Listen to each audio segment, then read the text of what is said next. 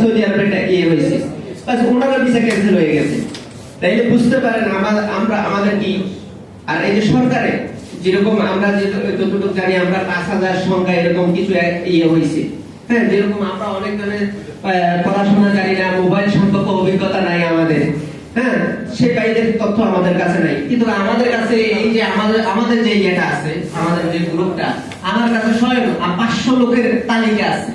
আমার কাছে স্বয়ং আমার নিজের গ্রুপের মধ্যে 500 লোকের তালিকা আছে আমার কাছে।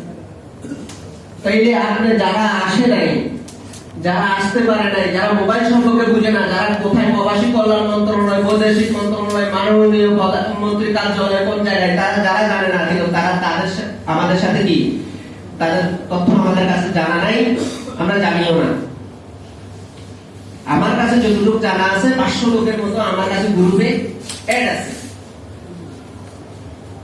আর বাস আমরা এটুকু চাই। আর আপনাদের এইখানে যারা আছে মিডিয়া ভাইদের, আপনাদের কাছে এটুকু অনুরোধ, আপনারা সুন্দর করে তুলবেন। আপনাদের কারণে আমাদের লাইফটা যেন নষ্ট যেন না হয়ে যায়। আপনারা এমন কোন সংবাদ আপনারা প্রচার করতে যাবেন না, আপনাদের ভিউর কারণে আমাদের লাইফটা যেন নষ্ট না হয়। আপনাদের কাছে এটুকুই অনুরোধ। আমরা চাই আপনারা সংবাদটা প্রচার করুন, মাননীয় প্রধানমন্ত্রীর বাস দৃষ্টিতে আনুন। বাস আমাদের এটাই চাওয়া, আমাদের আর কোনো কিছু চাওয়া নাই। আমার বড় ভাই একটু কিছু কথা বলতে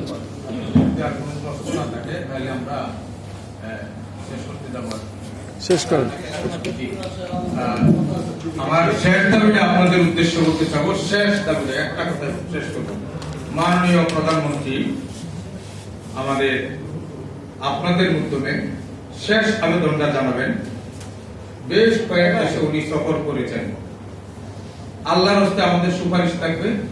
মাননীয় প্রধানমন্ত্রী, প্রবাসী কল্যাণ বৈদেশিক মন্ত্রণালয়ের মন্ত্রী সহ কূটনৈতিকের মাধ্যমে উভয় দেশের একটা সফর আমরা আপনাদের মাধ্যমে আবেদন করছি।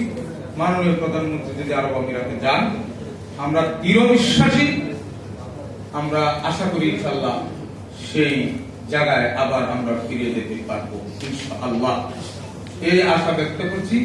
আপনাদের সর্বশেষ এই লাইনটা আপনাদের ভিডিও কলামে, ইলেকট্রনিক মিডিয়াতে, পেপার মিডিয়াতে, যেখানে যেভাবে দেন, এই লাইনটা আমাদের আবেদনে থাকবে যে মাননীয় প্রধানমন্ত্রী মহোদয়, উনি আরো মন্ত্রী পরিষদ যারা আছেন তাদেরকে নিয়ে, স্বরাষ্ট্র মন্ত্রণালয় থেকে তাদেরকে নিয়ে গেলে উনি একটা টিম যাবেন। আমাদের আপত্তি দাবি আপনাদের যে উনি যাবেন, এবং গেলেই আমরা আশা করি যে উনি গেলে এরপরে যদি না হয় আমাদের আপত্তি নেই। কি বলেন? মাননীয় প্রধানমন্ত্রী যাইবার পরে যদি আমাদের বিষয় অ্যাক্টিভ না হয়, আমাদের কোনো দাবি নেই।